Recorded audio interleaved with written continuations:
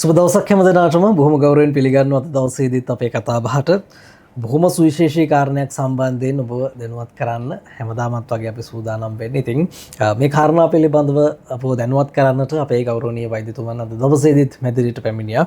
වෛද්‍ය උදාර සම්පත් ගුණවර්ධන මැතිතුමන් වෛද්‍යතුමනි ආයුබෝවන් බොහොම ගෞරවයෙන් පිළිගන්නවා අද දවසේදීත්. ඉතින් මේ කතා කරපු අපේ කාරණා සම්බන්ධයෙන් බොහොම හොඳ ප්‍රතිචාර ලැබෙමින් පවතිනවා දවසින් දවස. ඒ නිසාම අපි උත්සාහවන්ත වෙනවා සහ අපි ධෛර්යමත් වෙනවා ඔබට ඔබේ ජීවිතය යහපත් කරන්නට මේ කාරණා පිළිබඳව දැනුවත් කළ යුතුයි කියලා. නිසායි මේ විදිහට වැඩසටහන ඔබට අරගෙන එන්නේ. මේ අපි කතා බහ කරගත්තේ වෛද්‍යතුමනි මේ ඉතිරි කිරීමේ පුරුද්ද සම්බන්ධයෙන් තව ටිකක් කතා කරන්න අවශ්‍යයි. මේක කොච්චර වටිනවද මේක ඉතිරි කිරීමේ පුරුද්ද සමහර විට ඔබ ඇති කරගත්තොත් අද නෙවෙයි ඔබට මේක දැනෙන්නේ මේකේ වටිනාකම කොච්චරද කියලා තේරෙන්නේ තව අවුරුදු කිහිපයක් යනකොට බොහොම ජීවිතේ ඔබ මුහුණ දෙන සුවිශේෂී අවස්ථාවන් වලදී ඔබට මේක කොච්චර වටිනවද කියන එක පිළිබඳව ඔබට පැහැදිලි වෙයි. වෛද්‍යතුමා මේ කාරණා පිළිබඳව දැනුවත් කිරීමෙන් අනතුරුව මේ වෛද්‍යතුමනි දැන් මාතෘකාවට යොමු වුණොත් දැන් මගේ ප්‍රශ්න ටික ඔබතුමාට යොමු කරොත් මේ අපි මේ හැමදෙනාම මේ ඉතිරි කිරීම පුරුද්දක් විදිහට මේක දියුණු කර ගැනීමේ තියෙන වැදගත්කම අපි පුරුද්දක් කරගත යුත්තේ ඇයි කියන තැනින් අපි කතා බහ ආරම්භ කරමු. ඔව් දැන් මුදල් කියන එක ගත්තම අපි කතා කරලා තියෙනවා. මුදල් කියන එක අපිට ජීවත් වෙන්න අත්‍යවශ්‍ය දෙයක්. ඒ කියන්නේ අද පවතින සමාජය තුළ අපිට අවශ්‍ය දේවල් ලබා ගන්න අපිට අවශ්‍ය මූලික දේවල් ආහාර වෙන්න පුළුවන්. සමහරලාට ජලය වෙන්න පුළුවන්, විදුලිය අවශ්‍ය වෙනවා. ඊට පස්සේ ඇඳුම් පැළඳුම් ඉන්න තැනක් ඕන. එහෙම සාමාන්‍ය දේවල් වලට කොහොමටත් මුදල් ඕන. ඊට අමතරව Tamanට කැමති දෙයක් කරන්න මුදල් අවශ්‍යයි. ඊට පස්සේ දරුවන් ඉගෙනීමට Tamanට ඉගෙනීමට ඔයගේ මුදල් හැමදේටම අවශ්‍යයි. මේක තර්කයක් නැහැ. ඉතින් මුදල් අවශ්‍ය නම් අපි ගාව මුදල් තියෙන්න ඕන. පැහැදිලිව මුදල් තියෙන්න නම් අපි මුදල් කොහොම හරි එකතු කරලා තියෙන්න ඕන. මුදල් එකතු කරලා තියෙන්නේ නැත්නම් අපි ගාව මුදල් නැහැනේ. එතකොට එකතු කරලා තියෙන ගත්තාම කොහොම හරි එක දවසින් මුදල් ලැබෙන්නෙත් නැහැනේ. ඒ තියෙන ඒවා ටික ටික අපි එකතු කරලා තිබුණොත් තමයි මුදල් තියෙන්නේ. ඉතින් මුදල් අපිට අවශ්‍යම නිසා අත්‍යවශ්‍යම නිසා අපිට මුදල් එකතු කරලා ඉතුරු කරලා තියෙන එකත් අපිට අත්‍යවශ්‍යම දෙයක්. ඉතින් මේකේ තව දෙයක් එකතු කරන්න ඕන. දැන් මේ මුදල් ඉතුරු කරන්න පොඩ්ඩක් එකතු කරනකොට කෙනෙක් හිතන්න පුළුවන් මේ ලෝභකමක් කියලා. නෑ ලෝභකම නෙමෙයි. අපි කියන්නේ Tamanට මුදල් නැතිවීම නිසා දුක් වෙච්ච අවස්ථා මතක් කරගන්න. ඒ කියන්නේ Tamanට දේවල් කරගන්න අවශ්‍යයි. අත්‍යවශ්‍ය දේවල් සමහර විට Tamanට කැමති පොඩි දෙයක් ගන්න හෝ අනුන්ට උදව් කරන්න හෝ Tamanගේ ළඟම ඥාතියෙක් කර කවුරු හරි මුදල් එල්ලනවා, අසරණ කෙනෙක් මුදල් එල්ලනවා, ඒ වෙලාවට දෙන්න. සමහරට පිනට දහමට දෙන්න. ඒ හැම වෙලාවෙම සමහරට Tamanගේ ළඟම කෙනෙක් රෝගී වෙලා ඉන්න වෙලාව. ওই වෙලාවවල Tamanට මුදල් නැති වුණාම ඇති වෙන දුක කම්පාව පොඩ්ඩක් මතක් කරගන්න. එහෙම මතක් කරගෙන ඒ වේදනාව ඇඟට ගන්න. ඕක එකවරක් නෙමෙයි ඔබට 100,000 වරක් වෙලා ඇති. මොකද ලංකාවේ බොහෝ දෙනාට මුදල් ප්‍රශ්න තියෙනවානේ. අපිටත් වෙලා තියෙනවා මුදල් ප්‍රශ්න ඇවිල්ලා තියෙනවා.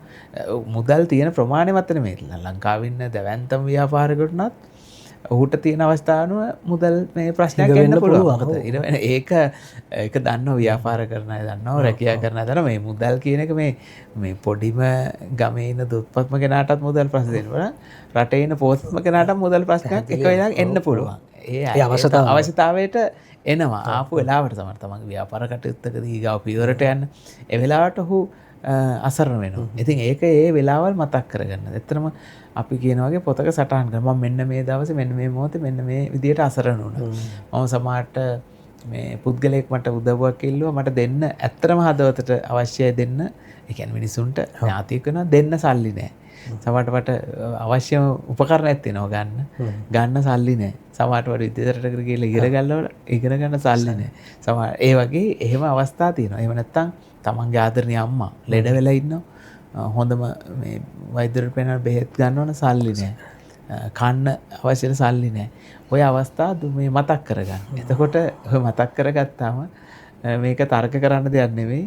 මුදල් ඉතුරු කිරීම 100%ක් අත්‍යවශ්‍යයි කියලා වැටහි. මේ ගිහියන්ට ඒ කියන්නේ ගිහි ජීවිතේ ඉන්නවනම් වෙන කවුරුත් දෙන්නේ නැහැනේ. අනිවාර්යෙන්. ඒක නිසා මෙන්න මේකෙදී මමත් කුඩා කාලේ ඉඳන් අවුරුදු මම හිතන්නේ 30 35ක් විතර ගම වගේ මේ අපිට පොඩි කාලේ වලට දාලා තියෙන සල්ලි ඕනේ නැහැ කියලා.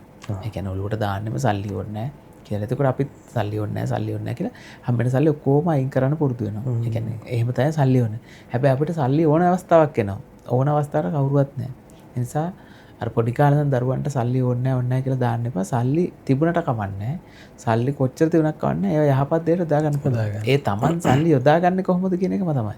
Tamanට සල්ලි ගොඩාක් තියෙනවා නම් ඒක යහපත් දෙයට යොදලා තව දහස් ගාණකට උදව් වෙනවා.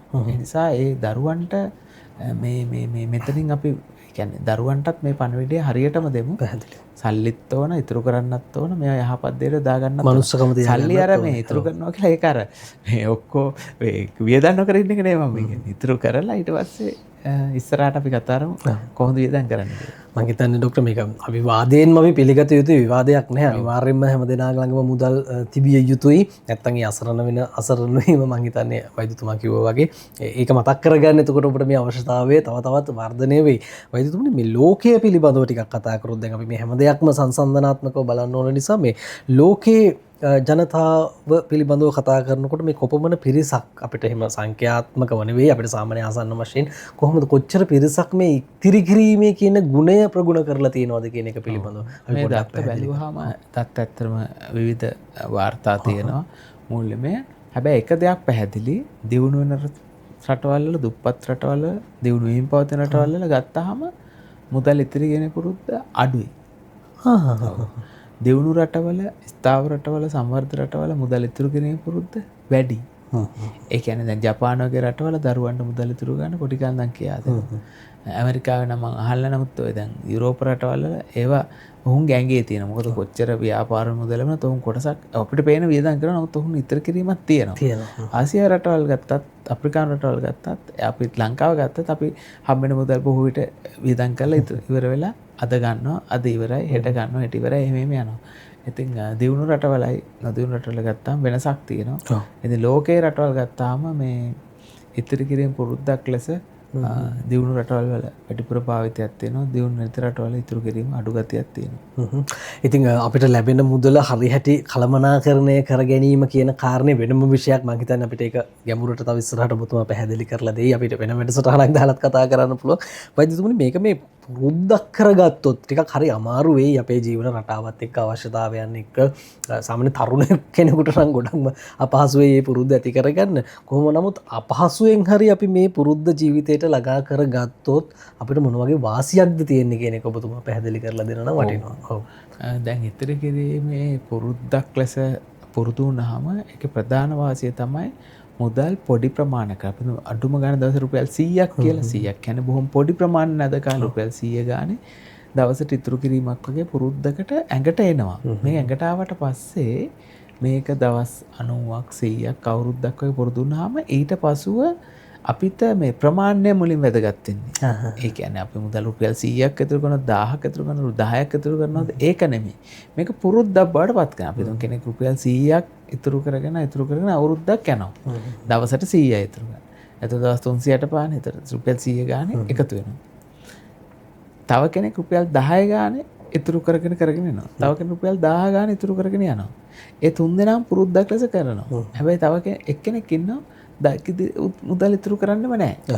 ඔහුගේ පුරුද්දක් නැහැ. එතකොට පුරුදු වුණා වාසිය තමයි Tamanට වැඩිපුර මුදලක් ලැබුණ වෙලාවට අර ඉතුරු කිරීම පුරුදු තියෙන නිසා ඔහු ඒකෙනුත් ප්‍රතිශතයක් ඉස්සරහට මේ ඉතුරු කරන්න පුරුදු වෙනවා. ඒකට හේතුව අර ඉතුරු කළ පුරුද්දක් තියෙන එක. ඉතුරු කළ පුරුද්දක් නැති කෙනාට කොච්චර කිව්වත් මුදල් ලැබෙන විටම ඒකට වියදම් හදා ගන්න. අපි තුමාද රුපියල් ලක්ෂයක් ලැබුණා කියලා. ඔහුට ලක්ෂ 1කමාරක් නැත්නම් ලක්ෂ 2ක වියදම් හැදිලා ඉවරයි. ඒක නිසාම මුදල් ඉතුරු මේ පුරුද්ද එකතු කර ගත්තාම ඒක ඇඟට එනවා. ආවට පස්සේ Tamanට ලොකු මුදලක් ලැබුණ වෙලාවට ආරක්ෂා වෙනවා. ඒක නිසාම තමයි ලොතරැයි ඇදුණු වෙලාවට බොහෝ වෙනා ඒකෙන් අවුරුදු 5ක් 10ක් ගියාම ලොකු දියුණුවක් නැහැ. ඒ මොකද නිකන් ලැබුණා. ඔහුට ඉතුරු කිරීම පුරුද්ද නැහැ. ඉතින් හොඳම උදාහරණයක් දැන් අපි දන්න බොහෝ දෙනා ඉන්නවා ලොකුට ලැබෙන ඔහු දන්නේ ඉතුරු ගන්න ඔහු වියදම් කරන්න ඒක කලමනාකාරීත්වයට හොඳ අලුත් වාහනයක් ගන්න හොඳ ගෙයක් ගන්න දැන් අපි දන්නේ බොහෝ දෙනා ඉන්නවා ඒ ටික කරන ඊට පස්සේ හොඳට වියදම් කරනවා ඒ තමන් ගත්තේ මුදල් නැහැ ඊට පස්සේ ඉතුරු කරන ඉසාරක ගේ විකුණනවා වාහනය විකුණනවා අපෝ අනිත් පැත්තට යනවා එතකොට ඉතුරු කිරීම පුරුද්දක් කරත වාසිය තමයි ඒ මුදල් පැටව ගන්න පුළුවන් ලොකු මුදලක් ලැබුණම ඒකිනුත් අපිට ඉතුරු ගන්න පුළුවන් වෙනවා ඒක තමයි ප්‍රධාන වාසිය දෙවෙනි එක තමයි තමන්ට මුදලක් තියෙනවා කියලා දැනගත්තාම ඒක මුදලින් වෙන්න පුළුවන් බාණ්ඩයක් වෙන්න පුළුවන්, රත්තරන් වෙන්න පුළුවන්, එහෙම නැත්නම් ගෙයක් වෙන්න පුළුවන්. Tamanට තියෙනවා කියලා දැනගත්තම Tamanට ලොකු සතුටක් දෙනවා. මට මේක තියෙනවා. අවශ්‍ය වෙලාවට මට බයක් නැහැ. කාටවත් වයසට යන විට අතපාන්න ඕනේ නැහැ කියලා තියෙනවා. එහෙම නැත්තම් වෙන්නේ මොකෝ? බයයි. මට මොකක්වත් නැහැ කියලා. ඒ කියන්නේ Taman ඒ මුදල ඉතුරු කරලා ඊට පස්සේ දරුවන්ට ඒ වගේ වේදන් කරාට කමක් නැත. ඒකට දරුවන්ට වේදන් කළා දරුවෝ ඉන්නවා අපිට. එහෙම ඉතුරු කරනවා කියලා එක තියාගන්න නමුත් අර ඉතුරු කිරීමෙන් පස්සේ තමයි අපිට වේදන් ගන්න පුළුවන් වෙන්නේ. ඉතුරු මුදලක් නැත්තම් අපිට නැහැ. එතකොට බය කියන එක නැති වෙනවා. බය අඩු වෙනවා. මොකද මුදල් තියෙන කෙනාට බය අනාගතේ ගැන බය නැහැ. මුදල් නැති කෙනාට බයක් එනවා. Tamanට අනිත් එක තියෙනවා කියලා සතුටක් එනවා. මට මෙහෙම මුදල් තියෙනවා නේ. මට මුදල් දැන් ඒකේ මුදල් තියෙන කෙනාට ණය වෙන්න ඕනේ නැහැ. මම අනිත් අයට ණය නැහැ. මට මුදල් තියෙනවා කියලා සතුටක් එනවා. ඔන්න ඔය කරුණු ටික සරලව කිව්ව සතුට තියෙනවා, බය අඩු වෙනවා. ඊට පස්සේ මුදල් පැටව ගන්න පුළුවන් වෙනවා. ඒ ටික ටික මේ පුරුද්දක් වඩපත් වෙලා මේ කරුණු එකතු වෙලා තමන්ගේ ජීවිතේ හරි ආලෝකමත් වෙනවා. වෛද්‍යතුමනි අපිට මෙතනටම ගලප ගන්න පුළුවන් නේද සාමාන්‍යයෙන් දැන් ඉතුරු කරන්න පුළුවන් ක්‍රම මොනවද කියන එක. දැන් සමහරට අවබෝධයක් නැතුව ඇති. බැංකුවේ දානවද නැත්නම් අත්තරම් බඩුවක් මොන හරි අරන් තියා ගන්නවද ඉඩමක් ගන්නවද කොහොමද මේක පොඩ්ඩක් අපිට මේ පරාසය පොඩ්ඩක් පැහැදිලි කරන්න. අපි මුදල් ඉතුරු කිරීමට තමයි යන විට අපි තමයි සමහර තියෙන එක එක රටවල තියෙන අපිට දැන් තමන්ට ලැබෙන දේෙන් 10% ඉතුරු කරනවා කියලා තියෙනවා. අපි තුමු රුපියල් 50000 ලැබුණොත් ඒකෙන් 10%ක්. එතකොට රුපියල් 5000 ඒ ලැබෙන මුදල. ඒතර දිනපතා සමහරයට ලැබෙනවා නම් වැටුපක් අපෙන් දවස් රුපියල් 3000 ලැබෙනවා. ඒකෙන් 10%ක රුපියල් 300ක් වෙන් කරනවා. ඒක වෙන් කරලා තමයි තමන්ගේ වියදමට ගන්න. එතකොට මේ මුදල්ම ඉතුරු කරගෙන යන්න පුළුවන්. මුදල් ඉතුරු කරාට පසු ඔබ කියන බොහෝ දෙනා මේ රත්තරන් බඩු වගේ ගන්නවා. මොකද රත්තරන් මිල දිනෙන් දින ඉහළට යනවා. ඉන්දියාව වගේ රටවල මේක බහුලයි. අපේ දැන් උතුරු කරේ මේක බහුලයි. මොකද මුදල් එකතු වෙනවත් එක්ක උන් රත්තරන් වලට තමයි ඊටසේ මුදල් පෙරලන්නේ. ඒත් රත්තරන් කියන එක නැති වෙන්නේ නැහැ. මොකද ඒක බැංකුවේ තියන්න පුළුවන් ඒක අර මුදල් වැඩි වෙනවා. සමහරු මැණික් වගේ වලට දානවා. සමහරු මේ ඉඩ කඩන් ගන්නවා. ඒ ඉඩ කඩන් ඉඩමක් ගත්තාම ඉඩම සාමාන්‍ය වැඩි වෙන පැත්තට තමයි යන්නේ. වාහනේ ගන්න එක මුදල් ඉතුරු කිරීමේදී එච්චරම කියන්නේ මොකද ඒක ඊට පස්සේ චුට්ට පොඩ ඒක අඩු වෙලා යනවා ඉඳලා වාහන. එතකොට ඉතුරු කරන ඉඩම් ගන්නවා. ඊට පස්සේ තමන්ගේ මුදල් තියෙනවා නම් අලුත් තාක්ෂණ දැන් කොටස් වෙළඳපොළ වෙන්න පුළුවන්. එහෙම නැත්නම් බැංකු පද්ද වෙන්න පුළුවන්. විශ්වාස තැන්වල ආයෝජනය කරන්න පුළුවන්. තව මේ ආයෝජනය කරන්න පුළුවන් අවස්ථා දෙන මේ මුදල් තියෙන. ඒතර ඉතුරු කරපු මුදල් ඒ ආකාරයේ එතන ඉතුරුවක් විදිහට තියන්න. සමහරට කොටස් වෙළඳපොළ වෙන්න පුළුවන්. එහෙම නැත්නම් තවත් විශ්වාසවන්ත තැන කියන එක වැදගත් වෙනවා. මොකද විශ්වාසය තියෙන්න ඕන. ඒ තැන්වල එතකොට මුදල් අපේ තියෙනවා කියලා අපි දන්නවා. අපි තුමු මේ ස්ථානයේ වගේ මෙච්චර මුදල් තියෙනවා කියලා තියෙනවා. තමන් ඉඩකඩමක් තියෙනවා නම් ඒකේ විශ්වාසය වැඩි. ඉතින් ඒ වගේ ඉතුරු කරපු මුදල් සංචිත විදියට මේ තියන්න පුළුවන්. ඒ වගේම ඒක ආයෝජනය කරන්න පුළුවන් තමන්ගේ අධ්‍යාපනයේ කොටසක් ආයෝජනය කරනවා. ඒතකොට ඒක මේ ඉවත් වෙනවා. මොකද මේ මෙතනදී මේ මුදල් ඉතුරු කරලා ඒ ඉතුරු කරන මුදල් කොටසක් අනිවාර්යෙන් අධ්‍යාපනයට අධ්‍යාපනය කියන්නේ අලුත් දැනුම එකතු කරගෙන දාන්න. මොකද ඒකට හේතුව මේ මුදල් සමහරට නැති වෙන්න පුළුවන්, අඩු වෙන්න පුළුවන්. ඒ වෙලාවට අර ඉගෙනගෙන තමන් පුරුදු වුණොත් තමන්ව වටන්න බෑ. මොකද කෙනෙක්ව වටන්න බෑ. මොකද ඒ දැනුමත් එක්ක. ඉතින් ඒ විදිහට අපිට ඉතුරු කරන්නත් පුළුවන්. ඉතින් වෛද්‍යතුමනි දැන් මම හිතන්නේ ඔබට දැනෙන යමක් අපේ කතාබහ ඇතුලේ ඔබට ප්‍රකාශ වුණා. වෛද්‍යතුමා ඔබට කියා සිටියා. ඉතින් මේ පුරුද්ද ඇති කරගන්න මේක අත්‍යවශ්‍යයි. මේ රට ලෝකේ යන දිශානතිය දිහා බැලුවමත් අපි හිතනවා යම් ඉතුරු කරපු මුදලක් අපි ළඟ තියෙනවා නම් මේක කොච්චර වටිනවද කියලා. මම හිතන්නේ පහුගිය කාලේ ඔබට ඒක හොඳ අත්දැකීම් ලැබෙන්නේ නැති. පහුගිය අවුරුදු 4-5 දිහා ඔබ ආපස්සට හැරලා බලනකොට ඒ අත්දැකීම් ඔබට ලැබෙන්නේ නැති.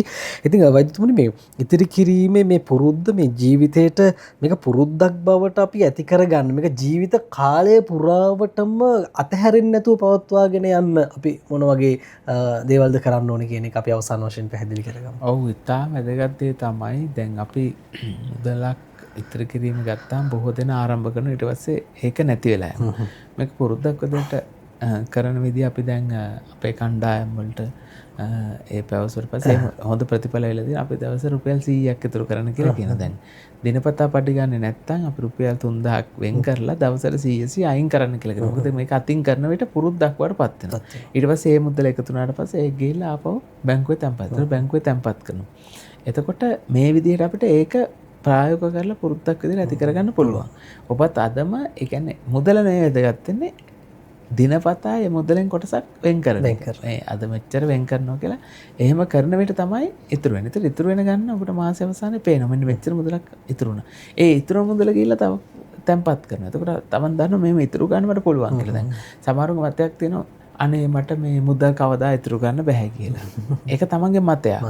එහෙම තිබුණා දැන් අපි උනත් හිතුවා මුදල. හැබැයි පුරුද්දක් බවට පත් කරගන්න පුළුවන්. ඒ කියන්නේ ඕනම එකක් බෑයි කියනකොට වඩා තමන් කරන්න ගත්තාම අද කරනවා අද පුළුවන් හෙට බැරි වෙනවා. ඊළඟ දවස් බැරි වෙනවා ඊළඟ දවසේ කරනවා. ආයෙත් කරනවා. ඔහොම කරලා දිනපතා බවට පත් කරගත්තම ඒක ඇඟට එනවා. දැන් අපි දන්න ඒ කණ්ඩායමෙන් ඔහොම දිනපතා මුදල් පොඩි ප්‍රමාණයක් ඉතුරු කරනවා. ඉතින් ඔවුන් වසර අවසානයේ අපිට ගොඩක් ලාට ස්තුතියි අන්තර මොකද අපි නිසා ඒ පුරුද්ද ඇති වුණා කියලා. දැන් අපිටත් ඕන මේ පුරුද්ද ඇති ගන්න. දැන් මේක කියපු ගමන් ලංකාවේ තියෙන මතය තමයි ඔය මොකටද මුදල් ඉතුරු කරලා මේ මරනකොට ගෙනියන්නද කියලා අර මුදල් ප්‍රමාණය එහෙම කියන. ඒ කරන්නේ එකතු කරන්න කියන්නේ ඔබට කරදරයක් බාධාවක් මේ එන කාලේ නෝනේ අපි දන්නවා. එහෙම ප්‍රශ්න අපිට කියලා එන්නේ නැහැ අපිට මොකක් හරි මුදලක් තියෙනවා. නැත්තම් අපිට මේ ප්‍රශ්න එන කාලේ අපි හරි අසරණයි. අපිට ප්‍රශ්නයක් ආවම අපිට කරන්න දෙයක් නැහැ. ඒ ප්‍රශ්න එන කාලේ අසරණ වෙන අපිට තියෙන කාලේ එකතු කරන්න ඕනේ. දැන් උදාහරණයක් අපි දන්නවා කූඹියා නේද? මේ තියෙන කාලේ කෑම රැස් කරනවා. හැබැයි මිනිසා නෑ දැන් මේ වැස්ස වුණා පුළුවන් කාලේ කරන සත්තු වුණත් ඒ පුළුවන් කාලේ රැස් කරන වෙලාවල් තියෙනවා. අනිත් වෙලාවට නැහැ. ඉතින් අපි කරන්නේ මොකද අපිට තියෙන කාලේ අපි එහෙම ඉතුරු කරන්නේ පුළුවන් තරම් ඒවා වියදම් කළා දඟලා නැති කාලේ ආවම කවුරුත් දෙන්න කෙනෙක් නැහැ. හැබැයි ඉතුරු කරපු කෙනාට දැන් බැංකු පද්ධතිය තුල ඔබ මාසික මුදල් එකතු කරලා තියෙනවා නම් ඉතුරු කරලා දෙන අවුරුදු ගණනාවක් ඔවුන් නැවත ණයක් දෙනකොට මේක බලලා මොහුගේ ඉතිරි කෙනෙක් පුරුද්දක් නැහැ. හැම මාසෙම මොහු මුදලක් මේ අපිට දාලා තියෙනවා. එතකොට ඔහු ණයක් දෙනකොට බලනවා ඒක මේ විනයක් තියෙනවා. මූල්‍ය විනය. ඒ විනය ඇති කර ගන්නවා නම් පුරුද්දක් බවට පත් කර ගන්නවා. පුරුද්ද බවට පත් කරන්න ආරම්භ කරන්න. දැන් අදම ආරම්භ කරන්න පුළුවන්. කරලා බැරි වුණොත් ආයෙත් පටන් ගන්න පුළුවන්. ආයෙත් බැරි වුණොත් ආයෙත් පුළුවන්. කොහොම කරලා අපිට පුළුවන් දවසක් එනවා.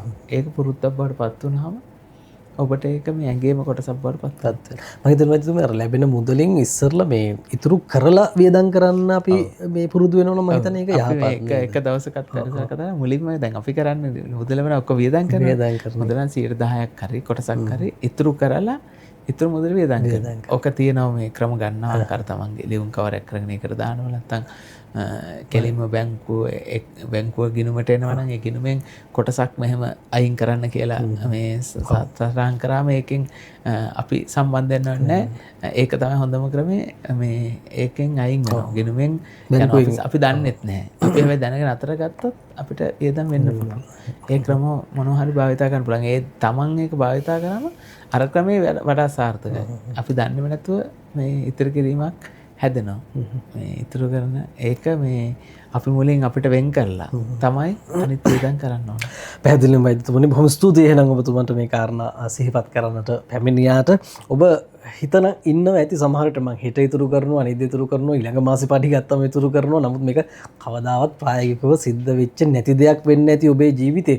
ඉතින් ඒ නිසා අදම උත්සාහ කරන්න වෛද්‍යතුමන් කිව්වා වගේ මේ පුරුද්ද අපි ඇති කරගමු. යම් කිසි දවසක ප්‍රයෝජනවත් වෙයි. ඉතින් සහ මේ වැඩසටහන් ෂෙයා කරන්නත් ඔබ අමතක කරන්න එපා. ඔබේ අදහස් කියන්න. මොකද යම් දවසක අපිට ලොකු ගමනක් යන්න පුළුවන් මේ කාරණාත් එක්ක ඔබේ ජීවිතේ යහපත් තැනක් බවට පත් කරගන්න මේ හැම දෙයක්ම යොදා ගන්න කියන මතක් කිරීමෙන් අපි වැඩසටහන අවසන් කරනවා. වෛද්‍යතුමනි ඔබතුමන්ටත් බොහොම ස්තුතියි ආයුබෝවන් කියලා අපි සමුදෙනවා. තව ඉදිරියට අපි වැඩසටහන් ගණනාවකින් සම්බන්ධ වෙන්න බලාපොරොත්තු වෙන සමු ගන්නවා. හැම දිනාටම යහපත් දවසක්.